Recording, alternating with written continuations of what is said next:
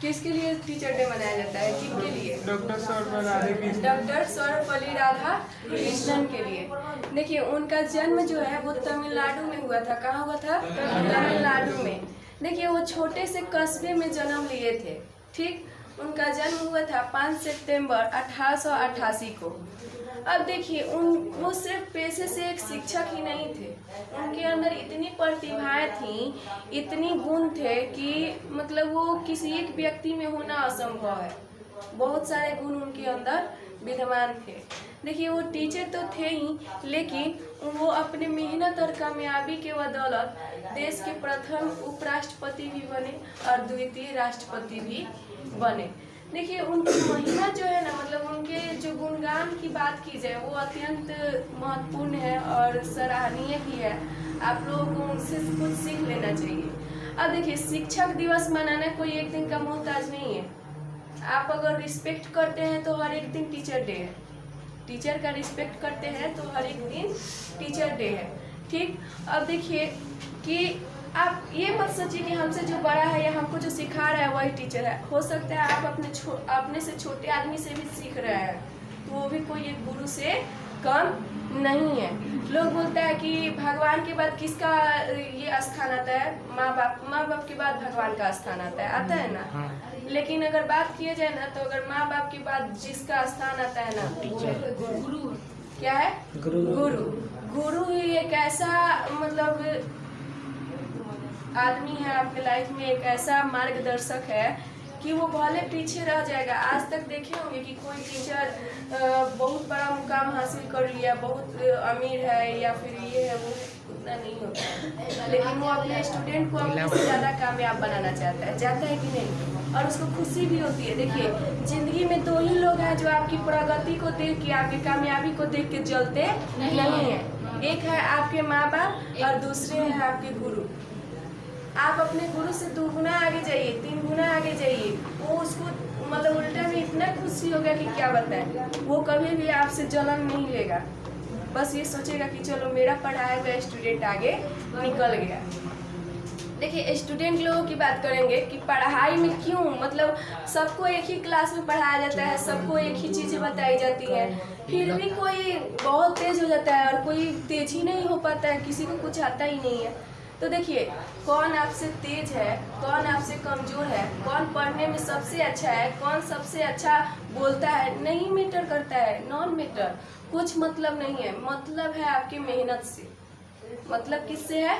आपकी मेहनत से। अगर आप मेहनत करना जानते हैं ना और लगातार मेहनत कर दिए, मेहनत करना अगर जान गए और लगातार मेहनत कर दिए अपने पढ़ाई के प्रति, अपने फ्यूचर के प्रति, अपने गोल के प्रति, तो आप हम दावा देके कह रहे हैं कि मतलब आप उस व्यक्ति को भी पछाड़ सकते हैं जो आपसे बहुत आगे है। बस अति कंटिन्यू मेहनत करना पड़ेगा। बहुत लोग है रेगुलर पढ़ने भी नहीं आएगा, बहुत लोग है रेगुलर कुछ बना के नहीं लाएगा, रेगुलर लिख के नहीं लाएगा, रेगुलर याद करके नहीं आएगा, तो वो आगे नहीं बढ़ सकता है। हाँ, बस लोगों के नज़र में है कि हाँ वो रेगुलर कोचिंग जाता है, लेकिन कोचिंग जाके वो अपना इफेक्ट कितना दे रहा है वो सिर्फ वही जानता है। ठीक, तो ये सब तो था टीचर डे पे, और मतलब कुछ आप लोगों के ऊपर भी था। देखिए आप लोग मेहनत करना मत छोड़िए। मेहनत एक ऐसा औजार होता है ना, एक ऐसा हथियार होता है कि ज़िंदगी में आपको कभी पीछे नहीं करेगा। वो दिन प्रतिदिन आपको आगे ही बढ़ाएगा, कभी पीछे नहीं कर सकता है। तो मेहनत करना सीख लीजिए। कोई हार्ड वर्क थोड़ी करना है, कोई क्या कुदारी से कोड़ना है, नहीं कोड़ना है, बस दिमाग लगाना है, पैसेंस रखना है, धैर्य रख के मेहनत करना है। लेकिन वो चीज़ कब होगा? जब आप लगातार कीजिएगा तब। बहुत लोग सोचते हैं हमसे याद नहीं होगा, हम नहीं कर पाएंगे। करेंगे तब तो होगा, नहीं करेंगे तो कहाँ से होगा? देखिए आज बायोलॉजी है हम लोगों का। ठीक,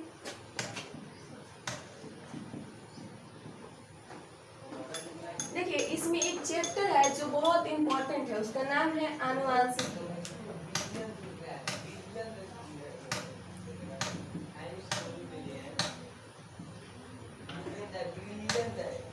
आनुवांशिकी, देखिए आनुवांशिकी के बारे में हमने बता दिया था, मेंडल के बारे में भी बता दिया था। देखिए आनुवांशिकी क्या होता है? पीढ़ी दर पीढ़ी जब कोई भी गुण अगर एक दूसरे से संचरित होती है तो उसे आनुवांशिकी कहते हैं। ठीक। आनुवांशिकी का सिद्धांत किसने दिया था? मेंडल ने। किसने दिया था? मेंडल ने। इसलिए आनुवांशिकी के पिता मेंडल को कहा जाता है। उन्होंने अपने प्रयोग के लिए मटर के पौधे को चुना था और वो क्या थे? पादरी थे। जैसे से एक पादरी थे, ऑस्ट्रिया देश के रहने वाले थे। ठीक। इनके बाद देखिए जैव विकास के संबंध में, मतलब पृथ्वी पर जैवों का विकास कैसे हुआ। जैव विकास के संबंध में बहुत सारे वैज्ञानिकों ने अपना अलग अलग मत दिया। देखिए फर्स्ट वैज्ञानिक जो है लामार्क, क्या नाम है उनका? देखिए ये फ्रांसीसी वैज्ञानिक थे। कौन से वैज्ञानिक थे? फ्रांसीसी वैज्ञानिक। इन्होंने एक सिद्धांत दिया, लामार्कवाद का सिद्धांत। क्या सिद्धांत दिया? लामार्कवाद का सिद्धांत। मतलब उसे हम लोग क्या बोलते हैं? उपार्जित लक्षण।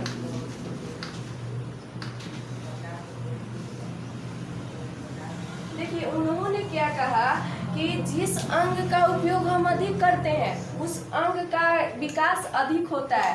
जैसे जेबरा अपने गर्दन से किसी भी मतलब पत्ते को, पेड़ की पत्ती को पकड़ने के लिए गर्दन लंबड़ाता है ना, बढ़ाता है, तो उसका क्या हुआ कि जिराफ का गर्दन बढ़ गया।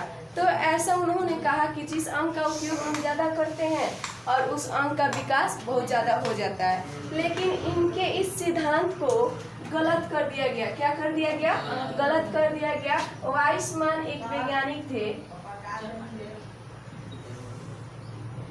वाइसमैन एक वैज्ञानिक है, जर्मन वैज्ञानिक। उन्होंने क्या कहा कि अगर ऐसा होता कि जिस अंग का हम विकास ज़्यादा करेंगे, उपयोग ज़्यादा करेंगे, उसका विकास होगा, तो चलो हम एक प्रयोग करते हैं।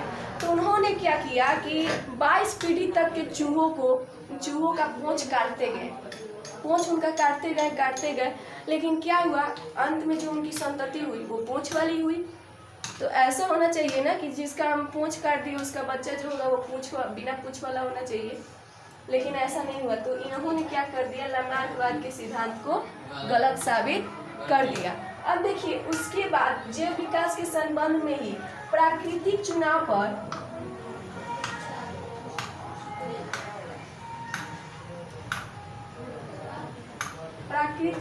पर एक सिद्धांत दिया गया और वो सिद्धांत एक अंग्रेज वैज्ञानिक डार्विन ने दिया। देखिए डार्विन वाला जो है बहुत इंपॉर्टेंट है। डार्विन ने प्राकृतिक चुनाव का एक सिद्धांत दिया जिसे हम डार्विनवाद कहते हैं। इनके पुस्तक का नाम है द ओरिजिन ऑफ स्पीसीज। इनके पुस्तक का नाम क्या है? The origin of species. इन्होंने क्या कहा कि प्राकृतिक वातावरण के कारण भी जीवों में क्या होता है? परिवर्तन होता है, और ऐसा हुआ भी। उन्होंने क्या किया? एक यात्रा किया। क्या किया? यात्रा। कौन सी यात्रा? समुद्री यात्रा। यात्रा की कौन सी यात्रा? समुद्री यात्रा। उन्होंने दक्षिण अमेरिका से जाने वाली, ब्रिटेन जाने वाली जहाज का उपयोग किया। उस जहाज का नाम था HMS बीगल।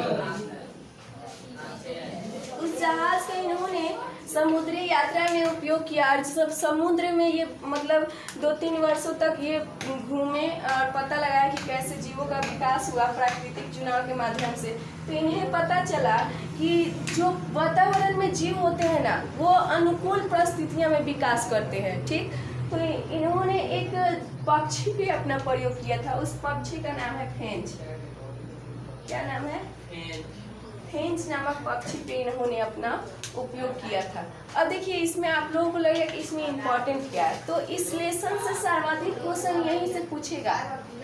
सर्वाधिक क्वेश्चन या तो आनुवांशिकी क्या है, या तो जैव विकास क्या है, या तो लामार्कवाद क्या है, या डार्विनवाद क्या है, या फिर आपको पूछ सकता है कि डार्विन जो पुस्तक लिखे थे उसका नाम क्या था, तो उसका नाम क्या है? Origin of species. तो इतना जो भी इस लेसन से इतने ही इम्पोर्टेंट पूछने वाला था, और कुछ है समझात और असमझात वाला। तो